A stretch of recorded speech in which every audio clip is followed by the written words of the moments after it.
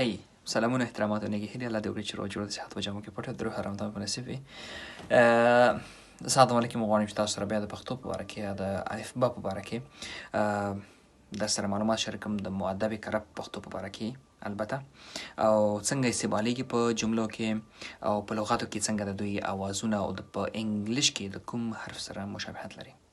راځي په شریک سره وایو. الف او د الف لیکل سیده like as a one یو په شانتي مونږ لیکو او یا کله د مد ولري د دې مد ته مونږ وایو چې الف مد ا. د دې مثالونه له مد سره او بغیر له مده نو موږ سره مثالونه دي. فرض مثال آس، کته غواړي آس ولیکي، آس دغه رقم لیکای شي بغیر د الفه، الف مد ا، او دا دواړه یو شی دی. یا آس دغه رقم لیکای شي. کاملا کوم مشکل نه لري، د دې لیکل ډیر اسانه کیږي.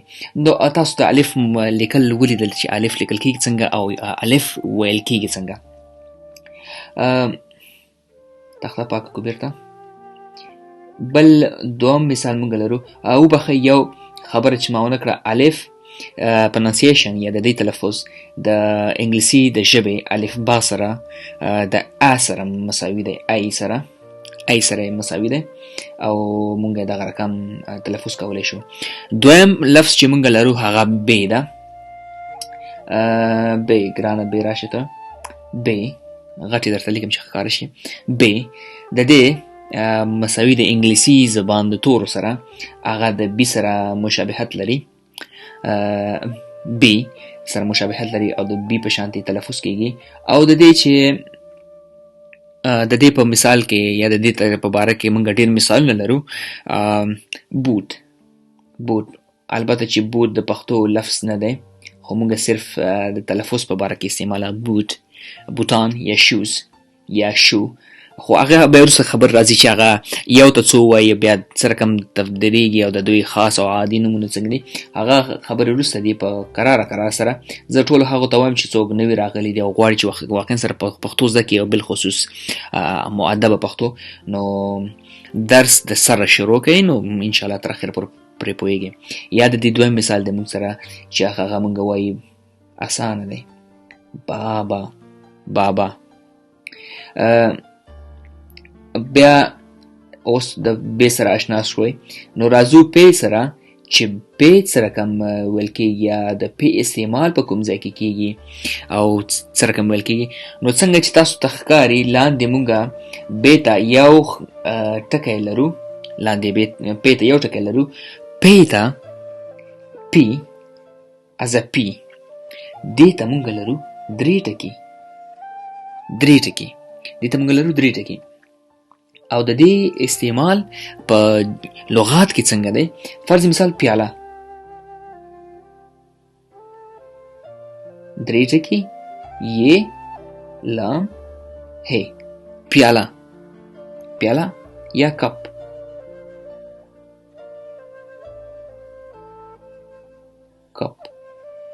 او بخې ما انګلیسي لیکلم داسې دی چې ماشاءالله. کپ CUP کپ. نو یاده. او د دې نه بعد چې مونږ کوم ټکی لرو هغه دی تی څه رقم لیکل کېږي څنګه ده؟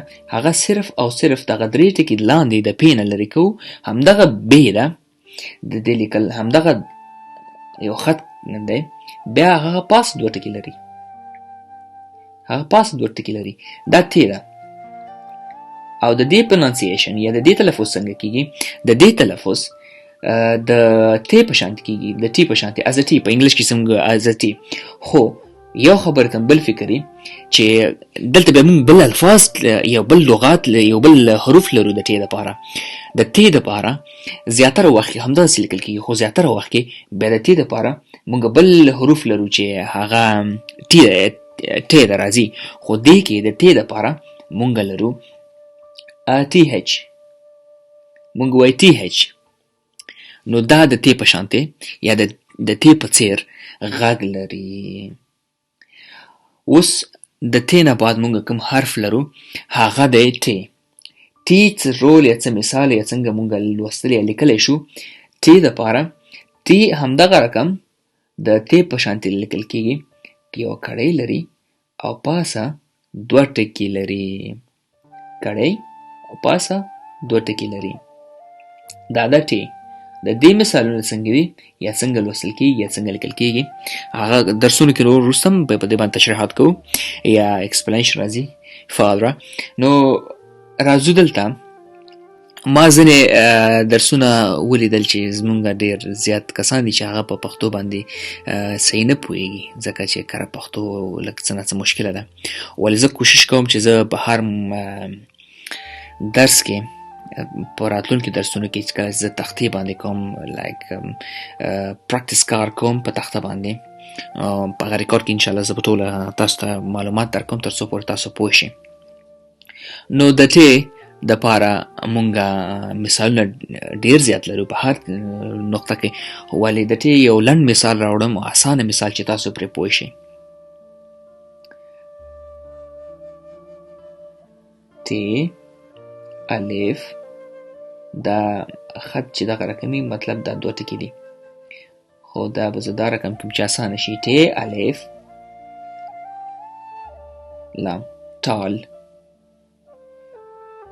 تال. بیا د تی نه بعد مونږ کوم توری لرو چې هغه ده وبخئ دا د انګلیسي ژبه اګزاکټلی تی سره مشابهت لري. څنګه چې د ټیپ پرونانسیشن دی د دې هم دغسې پرونانس دی. نو د دې دواړو پرونانس یو دی. دویم مونږ لرو د تی نه بعد مونږ چې کوم پرونانس یا توری لرو هغه دی سی. ځینې خلک دې ته وایي سی سی سی. دا رقم لیکل کیږي.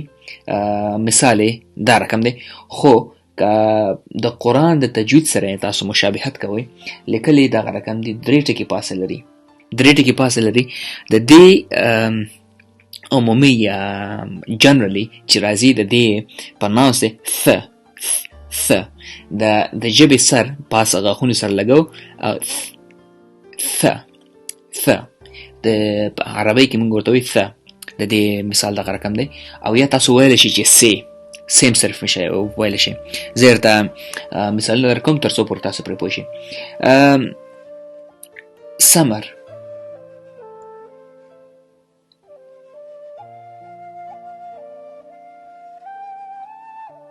سی میم ری. سمر سمر ویل کېږي میوې ته. یا د دې نه تاسو ته اسانه زه مثال راوړم تر څو پورې تاسو پوه شئ. هغه دی ثواب. سین وبخئ سی واو الف ب. ثواب ثواب او ویل کېږي څه رقم ثواب. دې ته ځینې خلک وایي ثواب ثواب. او څنګه چې ما مخکې تاسو ته یادونه وکړه چې دغه سی هم د ث په مثال باندې ویل کېږي او هم د س په مثال باندې سره ویل کېږي. د مثال په ډول سره اوس زه وایم چې مثال ویل کېږي ته ویل شي مثال مثال مثال او یا مثال لیکل یې دغه رقم دی مثال مثال یا مثلا یا که ته ویل شي چې مثل مثال یا مثلا دا هم کوم مشکل نه دی ته داسې ویل شي. او یا مخکې چې ما کوم لفظ لیکلی و ثمر ثمر میوه میوه ته داسې ویلی شي چې ثمر ثمر. د دې پرونانسیشن یا مخکې ما ولیکلو سی یا ثی. تاسو په دې دواړو مثالونو کې کتلی شئ او لیکلی شئ څه مشکل نه لري بلکل عادي دی. خو په دې باندې تشریحات نور هم ورکوو وروسته بیا چې تاسو تر څو پوه شئ. له ثی یا سی نه بعد مونږ مثال لرو چې هغه بلکل د دې الفاظو سره مشابهت بلکل نه لري. هغه بیل مثال دی بیل رقم لیکل کېږي. هغه دی ګوره جیم جیم لیکل کېږي څه رقم یو خط په نیمایي کې لایک سرکل سی په شانتي تاویږي او په منځ کې یو ټکی لري. دا دی جیم. د دې دا مساوي دی د جی سره. جی سره مشابهت لري څنګه چې موږ وایو جی. او د دې مثال دی فرض مثال یو تورې راوړم چې هغه کې ول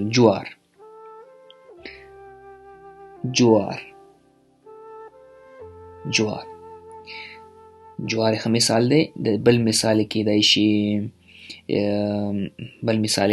شي ځینې خلک وایي جواب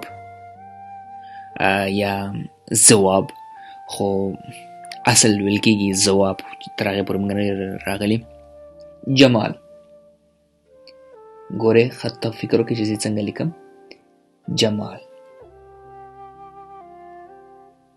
جمال او په انګلیش کې حرف سره د جی سره مشابهت لري، او که غواړئ چې په انګلیش کې ولیکئ جیم،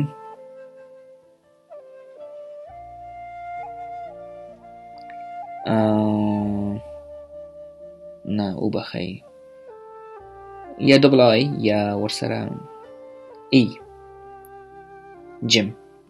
دغه رقم ما په خیال څومره چې زه مطمئن یم دغه رقم لیکل کېږي. بیا له جیم نه بعد چې کوم مونږ ټکی لرو یا کوم توری لرو، جیم سره که خیال تاسو فکر وکړئ صرف یو ټکی و داخل کې، خو مونږ بیا چې کوم بل حرف لرو، هغه توری لرو، هغه دی چې درې ټکي لري په داخل کې، درې ټکي لري چې دا لوستل کېږي یا مشابهت لري په انګلیسي زبان سره چې دا هچ دی چې، یا او په جمله کې د دې استعمال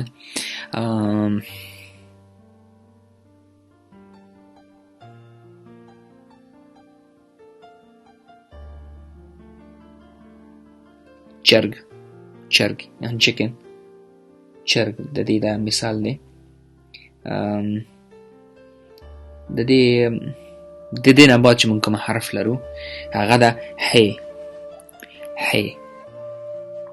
یو ټکی نه لري، هیڅ نه لري، نه پاسه نه لاندې کوم ټکی لري، کاملا صرف او صرف همدا حرف دی. دا موږ لرو، دې ته وایو موږ چې. نو د دې نه بعد یا د دې مشابهات په انګلیسي زبان کې کم ټکي سره کېږي؟ له هیڅ سره کېږي. هیڅ، دا زه هیڅ سره کم لیکم خدای، هیڅ سره مشابهت کېږي. ولې؟ ډېر عادي، لایک مونږ داسې نشو وایو چې د دې مشابهت، خو چې زه درته په جمله کې استعمال کوم لکه حج، دا په ماری کې دننه ویل کېږي د تالو د طرف، تالو یعنی ماری کې دننه د خولې نه لاندې برخه کې ویل کېږي. څنګه چې موږ حج یا دا رقم د دې تلفظ کېږي، دې تلفظ دی. او د دې په جمله کې استعمال لکه څنګه چې دا وایي حج، نو په پښتو کې موږ لیکو حج.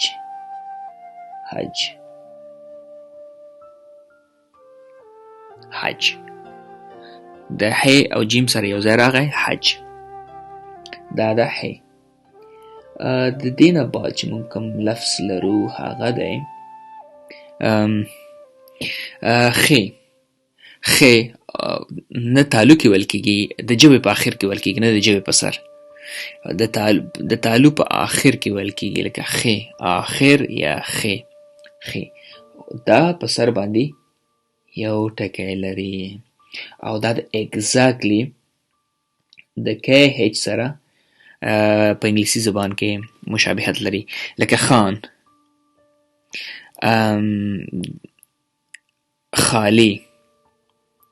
خالی یعنی تش، یا امتی چې موږ ورته وایو خالی یعنی تش. او یا چې د بل مثال درته راوړم، خوږ، ښایسته ترین، خټکی.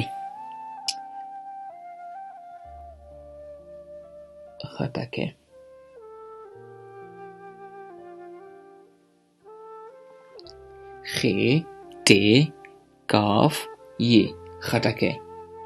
دا د دې مثال دی. او باقي مثال د دې خادو کې سره مشابهت لري وبخښئ. د ښې نه بعد مونږه لفظ لرو هغې ته ویل کېږي څې. دا به زه بېرته صفا کړم چې بیا یې ولیکم تر څو پوه شئ تاسو. څې هغه پاسه 3 ټکي لري.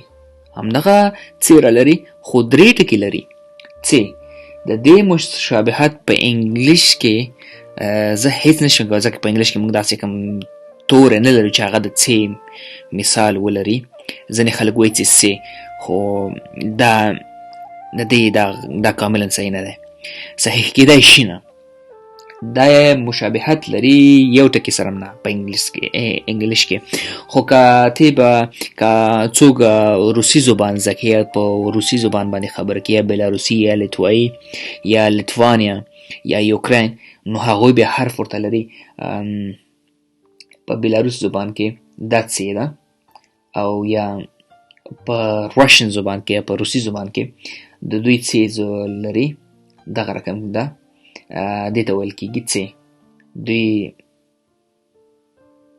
دا څې ده، دې نه تېر شي، دا څې ده، دې ته څې وایي هغه په روسي زبان کې. خو په هر حال په انګلیش کې موږ دوی ته کوم حرف یا کوم مثال نه لرو چې وړاندې کړو. خو په پښتو کې چې موږ استعمالوو څې خوله د سمایل په شان خلاصو، د خندا د مسکا په شان، او څې ژبه د غاښونو د مخکیني پاسني غاښونو سره نښلو. څې وایي څنګه یې، څېره یا څپلۍ. د دې مثال دی څېره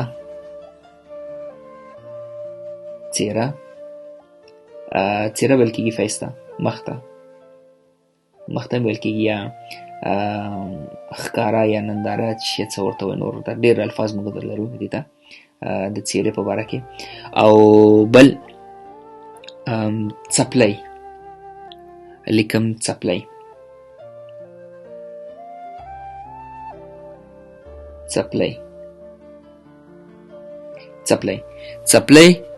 یعنی څپلۍ څپلۍ هغه سلیپر سم ورته ویل کېږي، او یا څپلۍ ته څپلۍ وایي، یا چپلکه.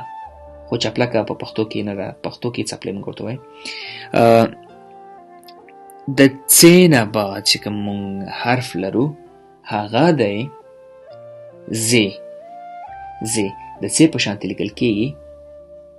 همدغه بیا په سر باندې یو مد لري، دې ته وایي زې. د زې د زد سره مشابهت لري، او د دې مثالونه ډېر زیات دي. خو فکر کوئ ډېر زیات، لکه زه وایم ضمیر. ډېر شاعران ضمیر په زې باندې لیکي، چې مخکې راتلونکو درسونو کې به راشي. خو دا نه، ضمیر لیکل کېږي په دې زې باندې. او بل د دې مثال دی زاله.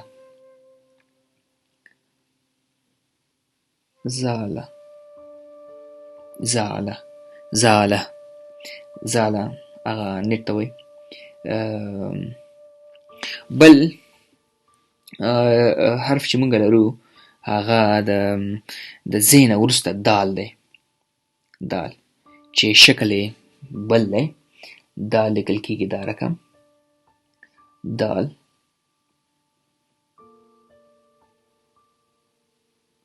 DALL یا 1L یا صرف L، دال. یا ته لیکلی شي دال، دا رقم هم دال، چې مونږ ورسره لږ بد هم راځي دال. نو د دې دال په جمله کې استعمال یا د دال ویل سره کم کېږي. دال ایزي پیزي، اسانه دی. د دې سره مشابهت لري، دی دال. او د دې په جمله کې استعمال دیگ، اسانه مثال دی دیگ.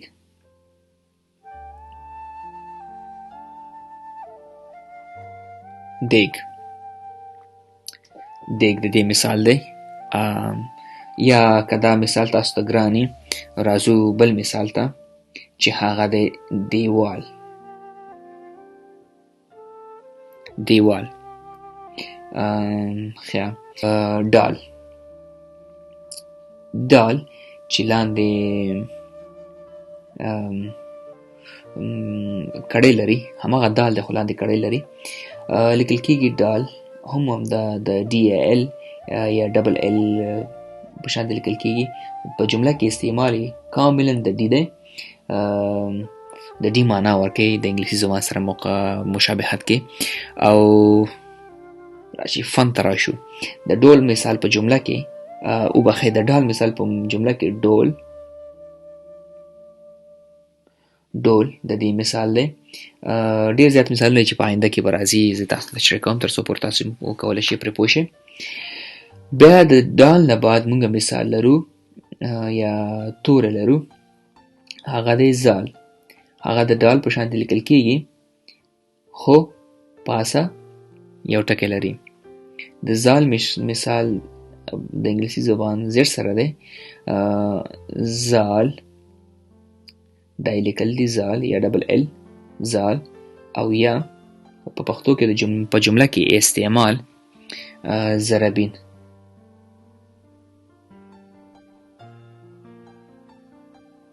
زرابین.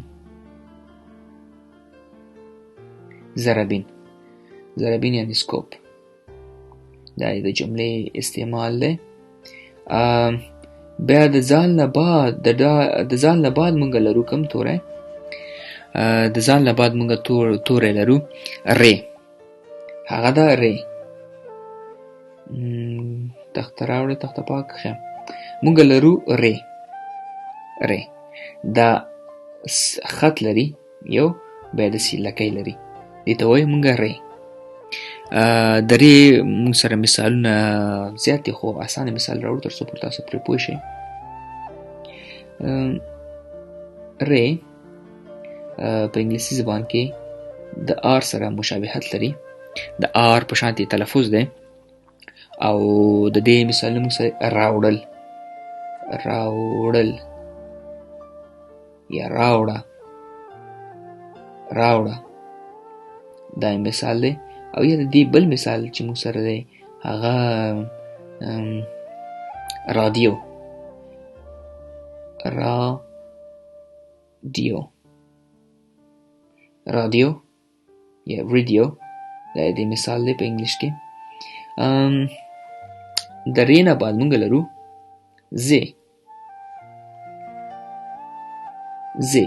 زی د ری په شان لیکل کېږي، صرف په سر باندې یو ټکی لري. د دې مثال په انګلیش کې د زیر سره مشابهت لري. او د دې مثال دی زانګو. تاسو د دې خط د لیکلو ته فکر سره وکړئ تر څو پورې تاسو پرې پوه شئ. زانګو دغه رقم لیکئ شئ پاسه په که دا نه وي پاسه تاسو پرې ختم کولی شئ، هغه څه مشکل نه دی. دا رقم یا دا رقم کوم توپیر نه لري. د زی نه بعد چې موږ سره کوم حرف دی هغه د زی نه بعد چې موږ سره کوم حرف دی هغه دی ژ. ژ د زی په شانته لیکل کېږي، ولې دا یې پاسه 3 ټکي لري. دا پاسه 3 ټکي لري. او د دې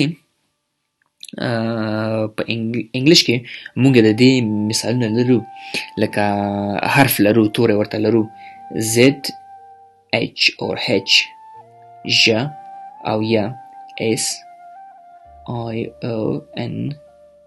S I O N زما خط خدایا. S I O N ژ. خو د ان سره ولې صرف دغه په جمله کې راځي د ژن، ځینې خلک وایي یا شن، صرف خلک ورته وایي چې هغه ډبل اس ای آی او ان ای دې ته شن وایي یا ژن وایي. او یا صرف سی هچ د دې معنا د ژ ده. او که څوک په روسي زبان کې بلدي یا غواړي چې زده کړي، نو روسي زبان کې موږ د حرف لرو چې هغه دی ژ. دا په روسي زبان کې دا حرف دی، دې ته وایي ژ. خو بیا راځو حرف ته چې د ژ استعمال په جمله کې ژبه. ژبه د دې مثال دی ژبه، ټنګ، ژبه. او د ژ نه بعد چې کوم موږ مثال لرو، توری لرو، هغه دی د ژ نه بعد موږ مثال لرو، توری لرو ګ. ګ ګ د جی سره تلفظ لري په انګلیش کې. او بیا د دې مثال دی په لیکل دا رقم کېږي، وړاندې پاسه ټکی لري. او د په جمله کې مثال ورکو ګومنز. ګومنز یا ګومنز. ګومنز کم، ګومنز دې ته وایي چې یا ګیره.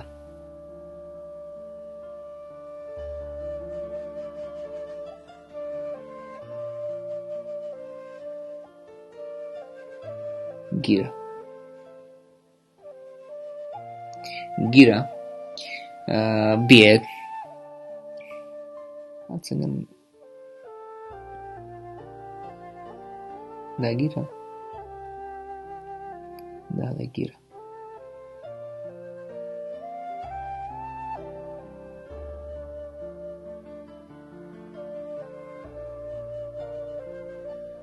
پکول په سر دی، ګیره ډېره غټه ده، بریتونه دومره نه ښکاري خو ګیره غټه ده.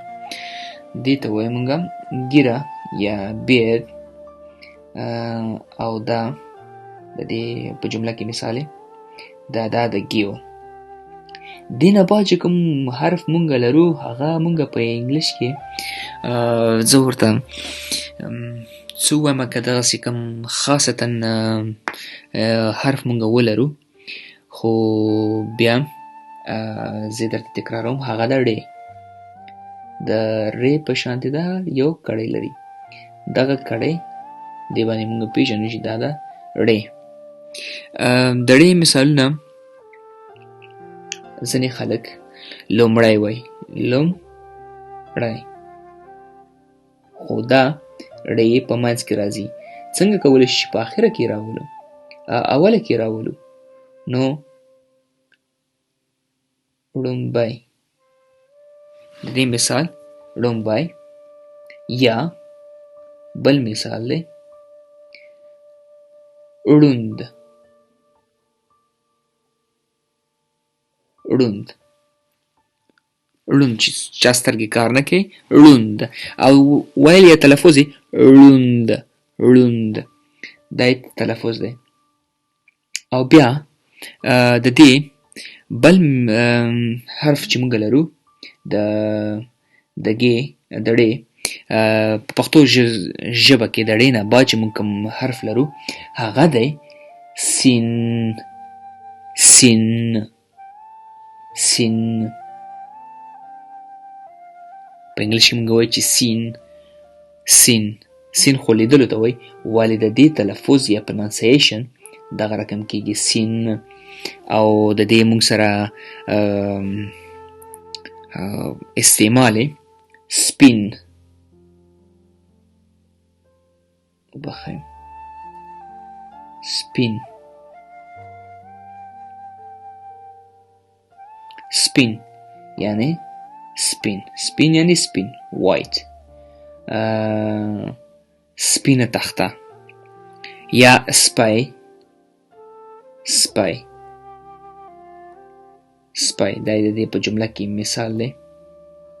سمسور دا د دې مثال دی. د سین نه بعد چې کوم حرف لرو هغې ته موږ وایو شین. شین، شین، شین همدغه سین دی، درې ټکي لري پاسه، دې ته وایو موږ شین. بل مونږ حرف لرو او بخې د شین مثال په جمله کې شمع شمعه دا مرسته راځي شمع یا شین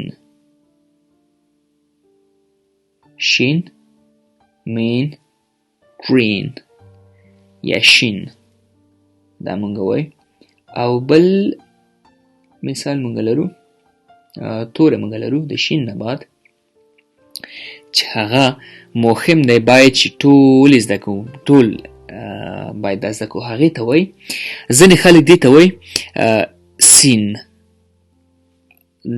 ټکو سین او ځینې ورته رنګارنګ نومونه اخلي خو دا سین دی دا ښین دی ښین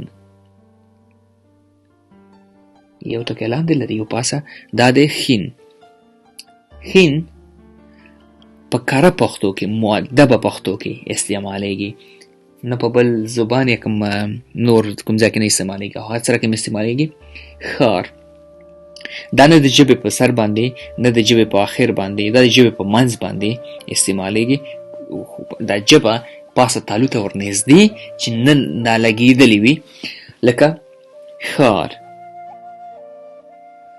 ښار ښار یعنی بازار بازار ښار یا اوښ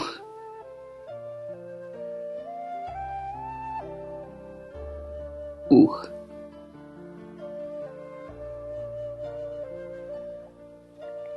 ښایسته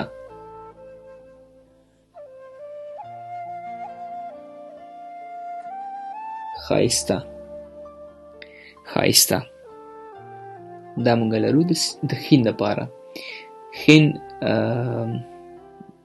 یو ژبې ته ښکلا ورکوي ښکلا ښکلا خپله ښکلا ښکلا هم په شین سر راځي د دې تلفظ اسانه زده کیږي خو یو ځل که تاسو د تلفظ سره اشنا شئ د ښین نه بعد مونږ لرو صوت صوت صوت دا رقم لیکل کیږي یا دا رقم صوت لیکل کیږي صوت یا صوت صوت یا صوت څنګه چې تاسو غواړئ هماغه رقم ته یې ولیکئ د صوت د لیکلو دپاره یا د صوت د مثال د راوړلو دپاره مونږ لرو صندق صوت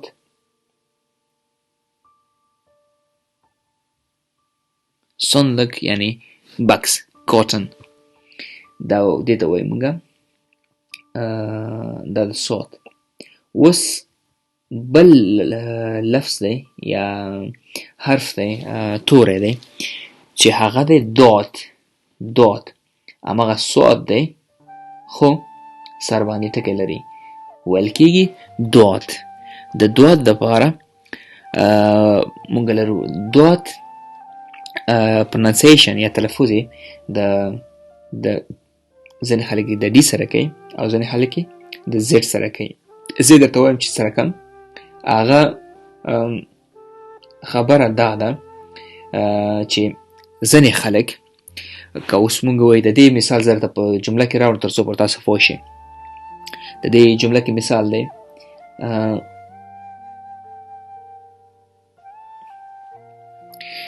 ځینې خلک وایي ضعیف ویک ضعیف ځینې خلک وایي ضعیف ځینې خلک وایي ضعیف which means weak who doesn't have power ضعیف ځینې خلک وایي چې زه ضعیف یم هغه ضعیف دی او ځینې خلک وایي اوله هغه ډېر ضعیف دی جسمانی مالی اقتصادي روحاني یو نگانه ضعیف دی او ځینې خلک یې د ذات په ځای باندې which mean د دې معنا د زیر سره مشابهت کوي ضعیف وایي هغه ضعیف دی هغه کمزوری د دې معنا ده او بل مونږ لرو د ضاد نه بعد مونږه حرف لرو چې هغه دی توی. توی لیکل دغه رقم دی. او یا ځینې خلک توی دا رقم لیکي. د دې هم د تی سره مشابهت دی او تی هیچ سره هم مشابهت کیږي په انګلیش کې. او د دې مثال توتی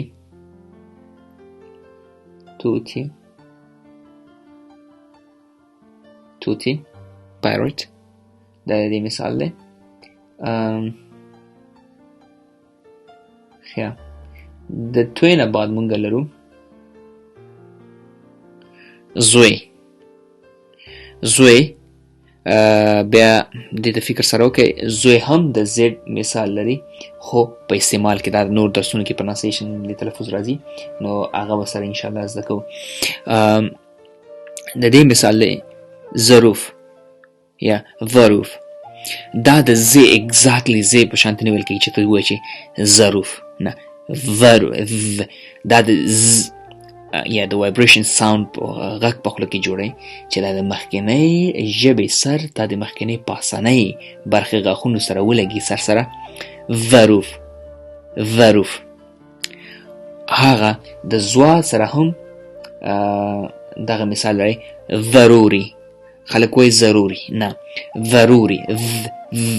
ضروري وایبریشن ساوند جوړی ضروري یا ضروري.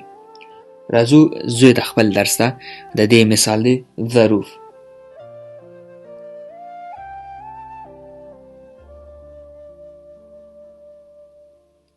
وبخښئ ما دا باید دلته وي او ټکی دلته وي، باید سره نښتی. ظروف dishes یا لوښي دې ته وایي ظروف چې د زوی مثال دی په جمله کې. د زوی نه بعد مونږ مثال لرو عین. په تالو کې لوستل کېږي عین.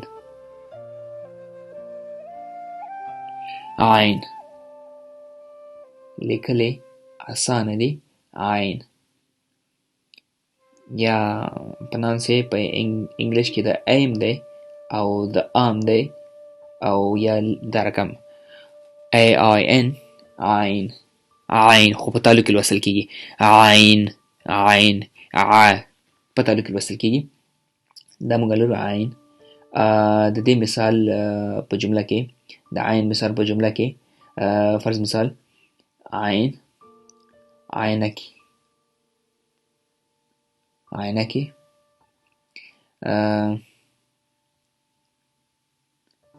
یا علم یا عالم نور ډیر دي د دې مثالونه. بل د عین نه بعد مونږ لرو غین. غین په جمله کې یا د جمله استعمال کې مونږ لرو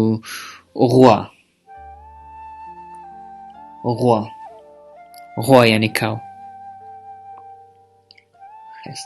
خسته مال دی کاو.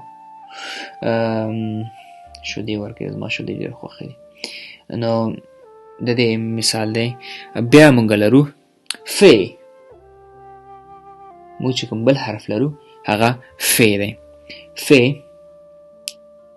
فیروز چې نوم دی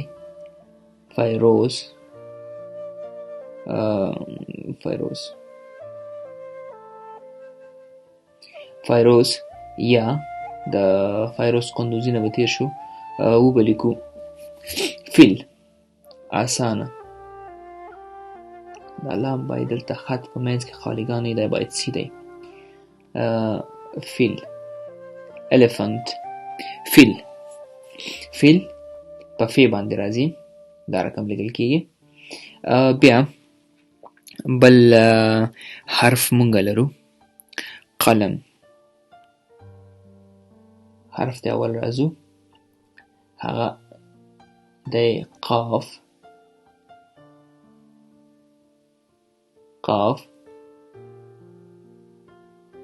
قلم قلم پن قلم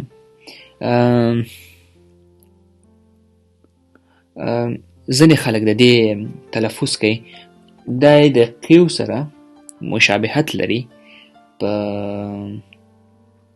وبخښئ ما تاسو ته د مشابهت د غین در نکړو د غین مشابهت په ژبه کې غین دا مساوي دی د جی هیچ سره د غ مثال ورکوي یا ځواب ورکوي چې دا د غین سره مشابهت لري او بل د دې لیکل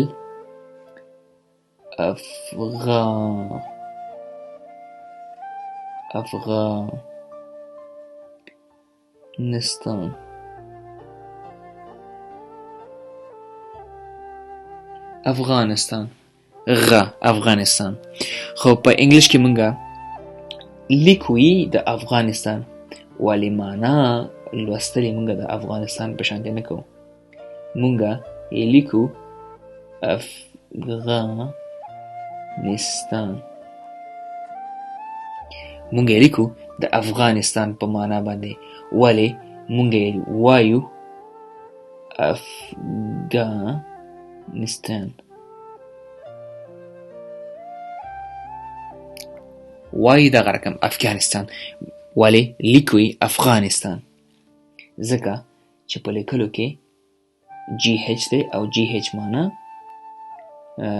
افغان د غین معنا ورکوي له غین نه بعد مونږ لرو فی خو هم تاسو تشریح کړئ چې د فیل سره مشابهت لري به هغې نه بعد قاف و قاف یعنی قلم په قاف کې یا خبر ته فکر ځینې خلک وایي د ګاف معنا ورکوي نو ځینې چې وایي قلم بیا دوی وایي ګلم ګ په دې ګاف سره خو په پښتو کې مونږه تر اوسه دا نه وایو مونږ وایو قاف یعنی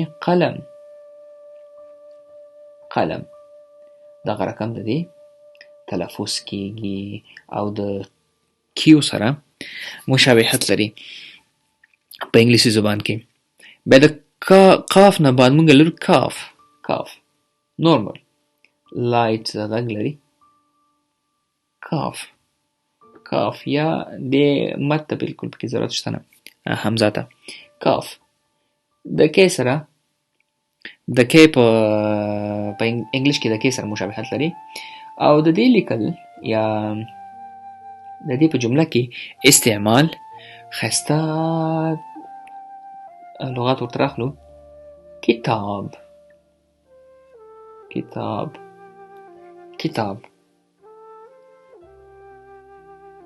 بک کتاب بیا د کاپ نه بعد مونږ لرو چې په دې باندې دا هم د کاف په شان لیکل کېږي خو یو خط لري بیا لاندې کړۍ لري ځینې خلک دلته پاسه خط ورکوي دا کړۍ ترې لرې کوي صرف دا خط ورسره مني یعنی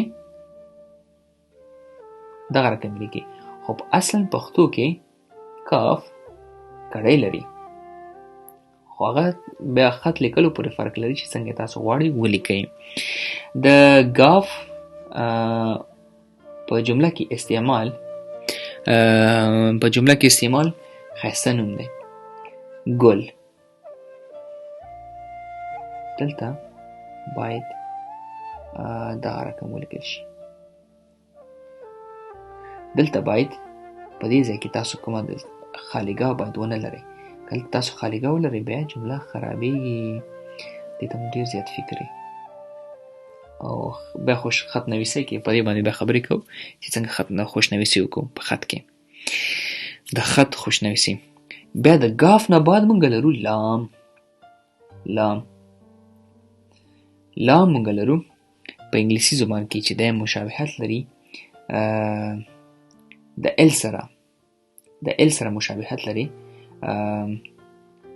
او د دې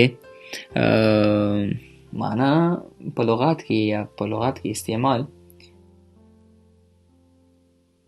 لاس هند لاس لاس. بیا د لام نه بعد مونږ لرو درس اوږدېږي، بیا خسته کونه کېږي تاسو دپاره هم. میم لرو مونږ. میم په انګلیش کې د ام سره مشابهت لري. موټر، موټر دا د دې سره سمون خوري. د میم نه بعد مونږ لرو نون. نون سرکل نیمایي، بیا پاسه یو پکې یو ټکی. د دې مونږ سره لغات دی.